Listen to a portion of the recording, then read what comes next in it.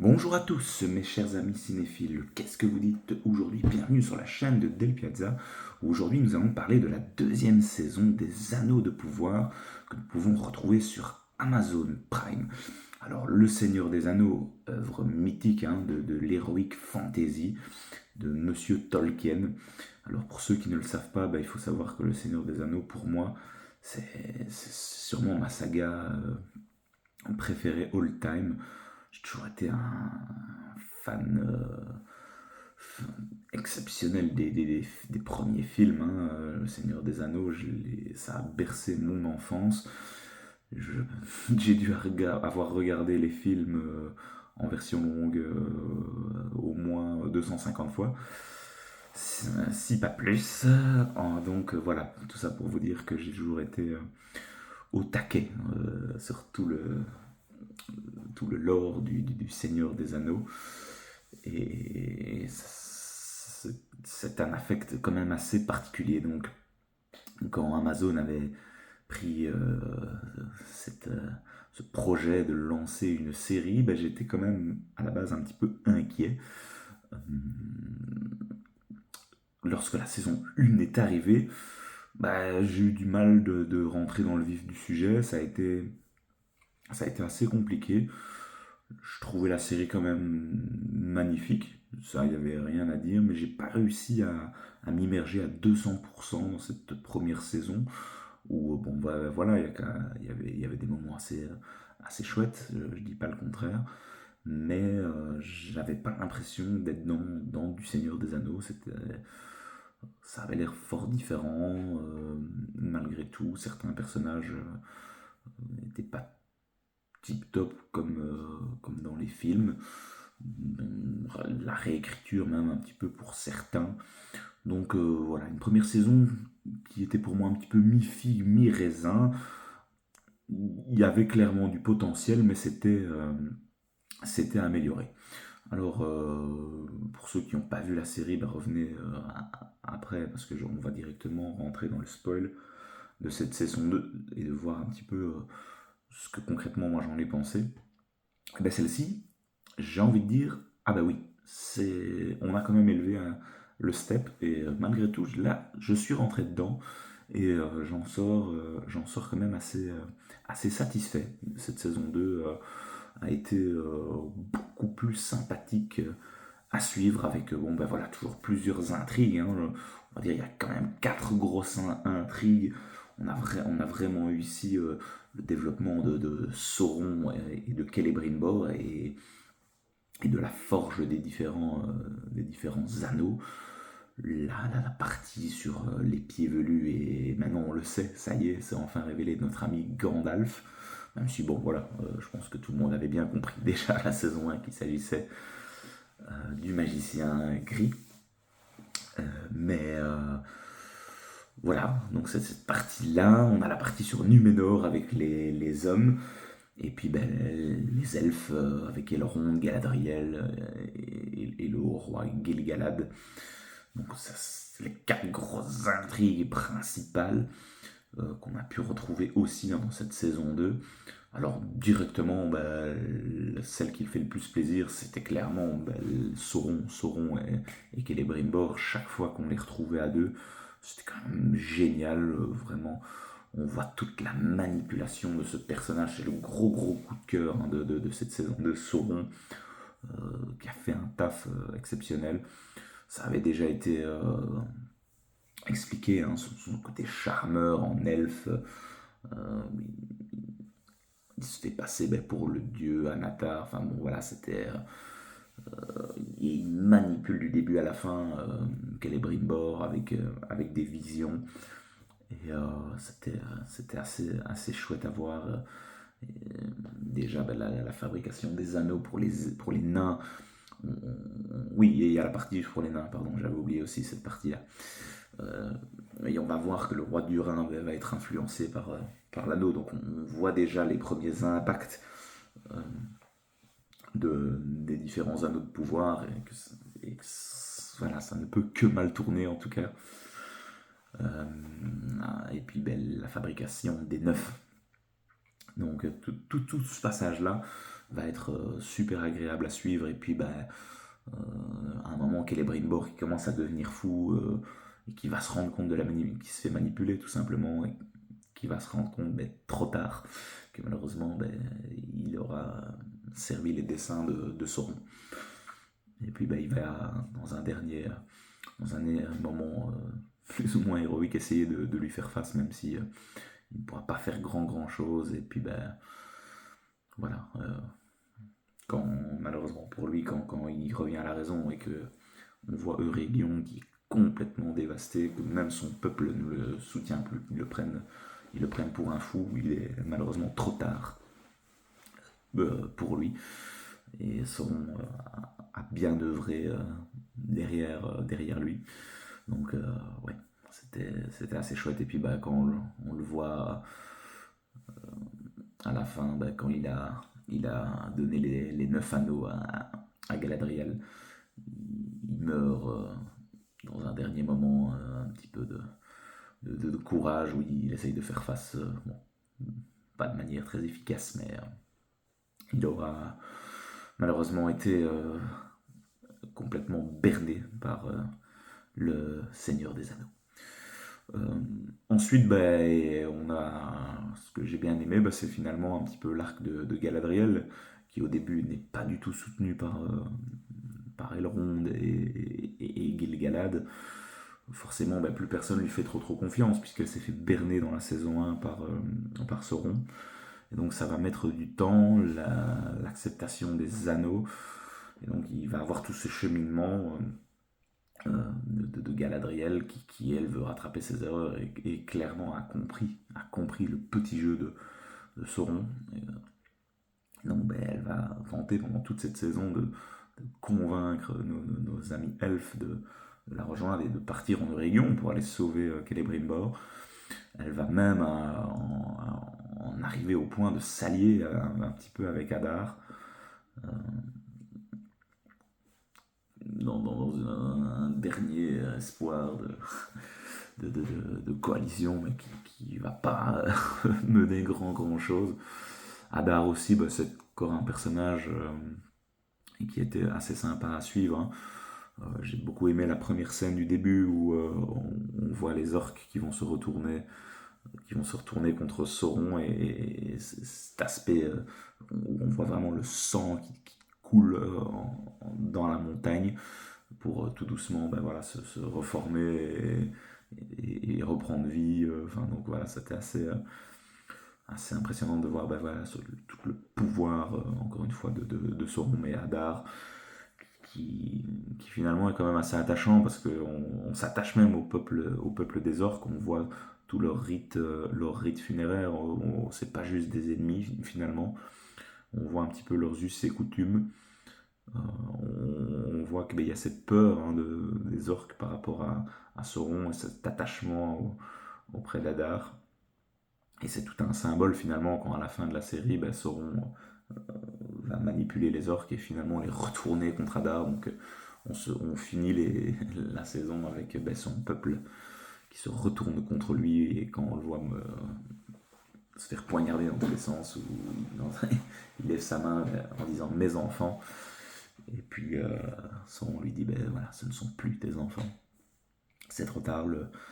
Sauron a pris définitivement le pouvoir. Donc très belle scène aussi, assez sympa. Du côté des nains, c'était aussi assez chouette. Bon, là on sentait aussi la catastrophe un petit peu venir, avec un Durin qui est complètement, enfin le père de Durin, qui est complètement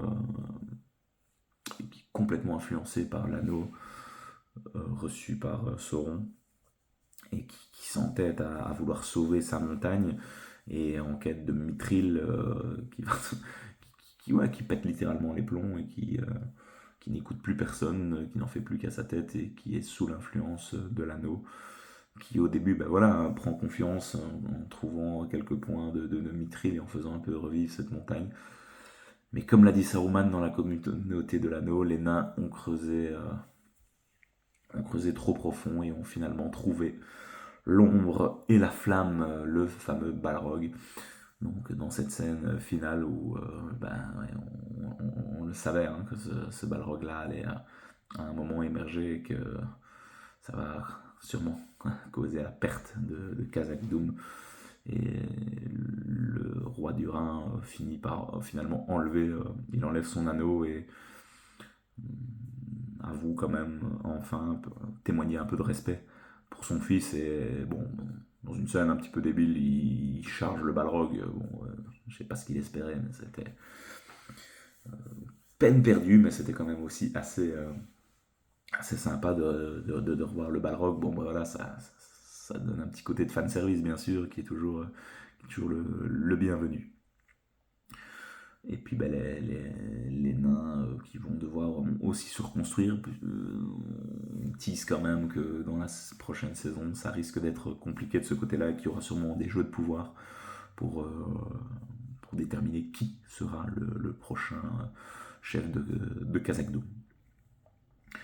Ensuite, ben, on a l'intrigue des pieds velus avec ben, Gandalf qui fait penser vraiment dans cette saison un petit peu à Luke Skywalker finalement, où dans sa quête de développement où il maîtrise pas ses pouvoirs, il sait pas officiellement qui il est, euh, il doit trouver son bâton, il a quelques visions. Voilà, c'est clairement du déjà vu, et puis ben, il va tomber sur Tom Bombadil. Ça faisait plaisir quand même, je m'attendais pas à voir ce personnage, et je l'ai trouvé assez inspirant. Se dire que c'est Tom Bombadil qui va un petit peu former Gandalf. C'était c'est assez sympa, je trouve. Tom Bombadil, ben, personnage bien connu des bouquins. Enfin, pour ceux qui ont lu les bouquins, malheureusement, qui n'a pas été exploité en film, mais personnage très très intéressant hein, dans les bouquins. Ouais, j'avais beaucoup aimé aussi ce perso-là, et le revoir ici à l'écran, bah voilà, ça fait toujours plaisir. Ainsi que les Galgal d'ailleurs, parce que les Galgal sont liés à Tom Bombadil dans le bouquin. Donc, ouais, et puis ben voilà, Tom Bombadil qui fait un peu le maître Yoda finalement. Hein. Donc on était vraiment sur une explication. Mais que je dois-je faire? Est-ce que je dois aller en quête du pouvoir, trouver mon bâton, ou aller sauver mes amis? Et puis ben voilà, forcément, ben, il va aller sauver ses amis de ces espèces d'orientaux du mage ténébreux. Alors est-ce que c'est Saruman? Est-ce que c'est un des deux mages bleus qui avait été teasé enfin, on parlait un petit peu dans le Hobbit. Voilà, on sait pas trop. Il a quand même l'air d'avoir une dégaine de Saruman, hein, avec aussi des répliques à chaque fois quand il s'est adressé à Gandalf. C'est mon vieil ami, mon vieil ami. Bon voilà, ça faisait aussi un petit peu écho à la communauté de l'anneau, enfin, et tous les dialogues entre Saruman et Gandalf. Bon, je suis pas certain que ce soit lui. Bon, on verra bien. Euh, il devrait avoir, à mon avis, aussi un combat et des retrouvailles entre eux. Il lui a clairement fait comprendre qu'il y aurait qu'il l'attendrait, qu'à mon avis, il y aura sûrement des échanges à ce niveau-là. Mais la relation, je crois que c'est Nori, elle est toujours assez touchante. Hein. On voit elle est vraiment attachée à Gandalf, et ça dévoilera quand même ben, forcément cet attachement de Gandalf par rapport au Hobbit plus tard. Donc voilà, c'était pas non plus l'intrigue la plus passionnante, hein, je dirais, de cette saison. Mais malgré tout, voilà, on va dire que c'était encore assez mignon à suivre. Par contre, l'intrigue la plus pénible, vraiment, c'est tout ce qui se passe à Numénor. Là, moi, j'ai eu du mal de m'immerger. Euh, Vraiment, le second là qui prend possession du Palantir et qui nous fait un coup d'état euh, sur la reine, qui démet Elendil de ses fonctions. Bon, ouais, c'était vraiment pas très intéressant. C'était très très long. Tout le jugement, puis bah, au final, la reine qui va affronter cette créature maritime pour voir si bah, les Valar la soutiennent ou pas. Bon, ouais, j'ai pas kiffé. Chaque fois qu'on allait à Numénor, franchement, c'était d'un ennui. Ouais, encore un petit fanservice où on voit bah, l'épée de Narzil, l'épée d'Elendil, hein, que la reine remet à Elendil en fin de saison. Cette épée bah, qui sera celle qui détruira finalement Sauron. Donc bah voilà, les petits détails se mettent en place. Isildur, bah, on l'a vu un petit peu au début de la saison, et puis bah, il a complètement disparu, et on le retrouve là en fin de saison. Ok, bon, limite je pense que tout le monde avait un petit peu oublié son intrigue. Par contre, le fils du nouveau roi de Numénor, une véritable ordure, hein, ce salopard, qui, qui a tué allez, je crois que c'est un des meilleurs amis d'Isildur, là, le commandant du Numénor. Bah, ouais, c'était assez dégueulasse cette scène, mais bon, voilà, c'était le seul moment un petit peu intéressant du côté de Numénor. Mais bon, voilà, ça, j'ai vraiment eu du mal de me lancer à fond dans cette intrigue-là. C'était vraiment pas le plus intéressant. Après, bah, la série a vraiment porté tout ce climax sur la grosse bataille finalement de l'épisode 7. Et oui, moi j'ai été quand même assez satisfait de cette bataille. C'était quand même euh, très bien réalisé. On nous avait promis une des plus grandes batailles de série. Alors bon, voilà, je sais pas, mais ça fait clairement partie des batailles les plus agréables à suivre. C'était beau, franchement. Il y avait pas mal de rebondissements. L'arrivée de la cavalerie elfe, qui est quand même chouette. Bon, bah, malheureusement, il s'est fait un petit peu couper dans l'os par, bah, voilà, Galadriel qui était prisonnière de Hadar à ce moment-là. Mais sinon, ouais, les combats étaient relativement sympas à suivre. Le troll, le combat aussi, où il vient détruire cette partie de la muraille. Bon, voilà, certains diront que les catapultes au début qui font un pont de fortune, bon, ça défie un petit peu les lois de la physique. Mais bon, voilà, on est sur du Seigneur des Anneaux, les gars, hein, c'est d'Heroic Fantasy. Mais moi, ça m'a pas plus dérangé que ça. Mais ouais, ça fait plaisir de voir des elfes en action, c'est toujours agréable, hein. Moi, j'aime bien tous ces elfes qui sont un petit peu toujours coordonnés, c'est toujours agréable à suivre les archers.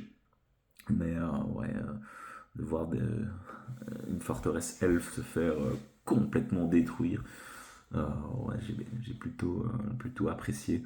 C'était une chouette bataille. Et puis bah, quand Hadar arrive à la fin, d'ailleurs, j'ai cru que Arondir était mort. On reviendra sur Arondir juste après. Et quand il prend l'anneau, ben, on croit peut-être à un affrontement entre Sauron et Hadar à la fin, avec un Hadar possédant l'anneau, mais pas du tout. J'étais quand même assez étonné de ce revirement où bah, voilà, Hadar, limite, il met l'anneau, boum, il redevient un peu gentil. Enfin, c'était un petit peu bizarre. Donc ouais, mais cette bataille-là était vraiment exceptionnelle. Très très bien réalisé, c'était beau, franchement. Gros gros coup de cœur sur cet épisode 7 et 8 qui vraiment ont pris le temps de bien développer les choses. En épisode 8, ben, on a ce combat entre Galadriel et Sauron. Bon, il y a vraiment tous ces enjeux de 2 saisons avec une Galadriel ben, qui essaye de lui faire face, mais ouais, Sauron, on voit qu'il est vraiment, vraiment très très puissant et que ouais, il se change à chaque fois sous différentes formes. Ouais, moi j'ai trouvé ce combat assez chouette. Bon, même si bah, voilà, il n'y a pas trop d'enjeux, on sait très bien que bah, il ne pouvait pas arriver grand chose à Adrienne, même si elle se fait poignarder par. Je pense que c'est la couronne des Morgul en plus, parce que Sauron enfin, ça deviendra la couronne de Morgul du roi sorcier d'Angmar. Donc, je crois qu'elle va lui donner l'anneau et puis elle se jette en arrière. Bon, voilà, Sauron a récupéré les neuf anneaux des hommes qui seront bien sûr donnés au Nazgûl. Ça devra, à mon avis, aussi être introduit en saison 3. Et puis, bah, à la fin, on a enfin Elrond qui accepte de porter un anneau pour sauver un petit peu Galadriel de toute la souffrance qu'elle a eue suite au combat face à Sauron. Et puis ben, on voit que les elfes se regroupent un petit peu. Bon, à mon avis, ça va tout doucement teaser. Ben, il va falloir faire des coalitions et c'est la fameuse coalition avec les hommes qui permettra enfin de vaincre Sauron, qu'on a pu voir dans l'épilogue euh, du premier film de la communauté de l'anneau. Par rapport à Arondir, c'est un petit peu dommage parce qu'il était un peu là comme porte-flingue. Il n'a pas servi à grand chose dans cette saison. Il a un peu perdu sa compagne. Il a laissé le fils de. Je crois que c'est Théo, je pense. Euh, donc bon, ouais, pas, pas des plus intéressantes non plus, hein, l'intrigue de Arondir. Il n'y a pas eu trop de développement sur ce personnage-là. Donc c'est quand même assez dommage. Je sais pas trop vers quoi on va. À mon avis, ça va être ouais, un petit peu le porte-flingue de Galadriel, j'imagine. Bon, voilà, un petit peu décevant de ce côté-là. On voit des Ents aussi, bon, voilà, c'est toujours agréable à voir. Donc, bon, on a bien développé, en tout cas, cette saison 2 a vraiment mis l'accent sur le développement du lore, hein, et puis nous remontrer des choses qu'on nous connaissait, les Ents, le Balrog, les aigles aussi, un petit caméo, mais bon, qui n'était pas des plus satisfaisants non plus. Donc, écoutez, dans l'ensemble, moi j'ai quand même été relativement diverti par cette saison 2 des Anneaux de Pouvoir. Alors, on s'entend bien, on n'est pas sur le niveau de la trilogie originale, mais c'est quand même beaucoup mieux. On n'est pas dans une comparaison avec House of the Dragon, mais j'ai relativement quand même préféré la saison 2 des Anneaux de Pouvoir que de House of the Dragon cette fois-ci, même si encore une fois c'est complètement différent. Je sais que on a tendance à vouloir comparer ces deux séries-là, mais bon, voilà, c'était malgré tout complètement différent. Voilà, je pense avoir fait le tour de la question. Donc voilà, n'hésitez pas vous à me dire ce que vous avez pensé un petit peu de cette saison 2. Est-ce que vous avez été diverti ou pas? Est-ce que vous êtes enchanté, ou alors est-ce que cette série est une indignation à l'univers de Monsieur Tolkien? Voilà, on en reste là. Merci en tout cas d'avoir suivi cette vidéo, et n'hésitez pas à me soutenir sur la chaîne de Del Piazza si vous aimez mon contenu. On se retrouvera très rapidement parce que il y a pas mal de nouveaux films, de nouvelles séries qui vont arriver prochainement sur la chaîne. Allez, restez branchés les amis et on se revoit très bientôt. Ciao ciao.